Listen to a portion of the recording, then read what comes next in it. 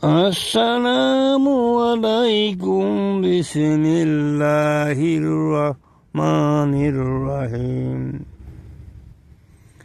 যে যে নারীরা মা অথবা স্বামী ছাড়া অন্যের কাছে ধর্মীয় শিক্ষা গ্রহণ করবে, তাদেরকে জাহান্নামে ডাকবে।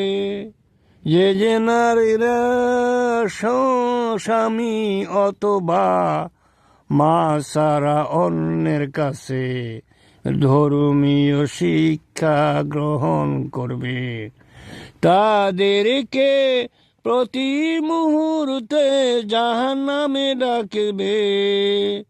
প্রতি মুহূর্তে তাকে জাহান্নামে ডাকে।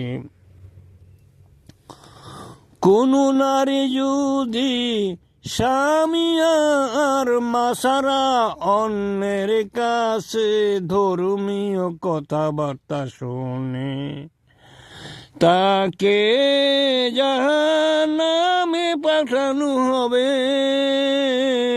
জাহান্নামে পাঠানো হবে। স্ত্রী যদি শিখতে চায় স্বামীকে বুজুর্গর কাছে পাঠাইয়া দিবেন জানার জন্য, স্বামী বলবে স্ত্রীর কাছে, স্বামী কাছ থেকে শিখিবে স্ত্রী। যে নারীরা ধর্মীয় শিক্ষকতা করে বা ধর্মীয় বক্তৃতা করে, তাদেরকে জাহান্নামের চেলা বানাইয়া ওই চেলাতে আগুন জ্বালাইয়া সেই আগুন দিয়া জাহান্নামে উদ্বোধন করা হবে। যে যে নারীরা ধর্মীয় বক্তৃতা বা ধর্মীয় শিক্ষকতা করে, তাদেরকে জাহান্নামের চেলা বানাইয়া ওই চেলাতে আগুন জ্বালাইয়া সেই আগুন দিয়া জাহান্নামে উদ্বোধন করা হবে।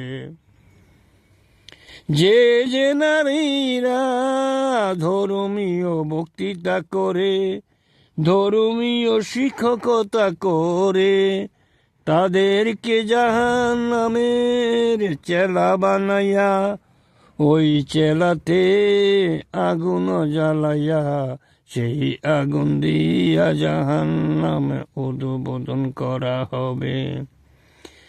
যে যে নারীরা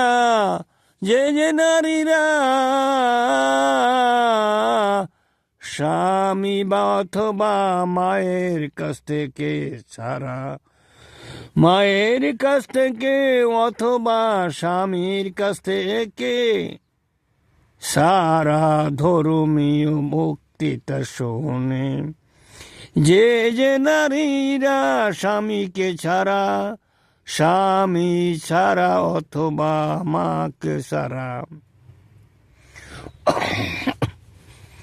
যে যে নারীরা মায়ের কাছ থেকে ধর্মীয় কথাবার্তা শুনবেন, স্বামীর কাছ থেকে ধর্মীয় কথাবার্তা শুনবেন, এর বাহিরে শুনিলে তাকে জাহান্নামের চেলা বানানো হবে।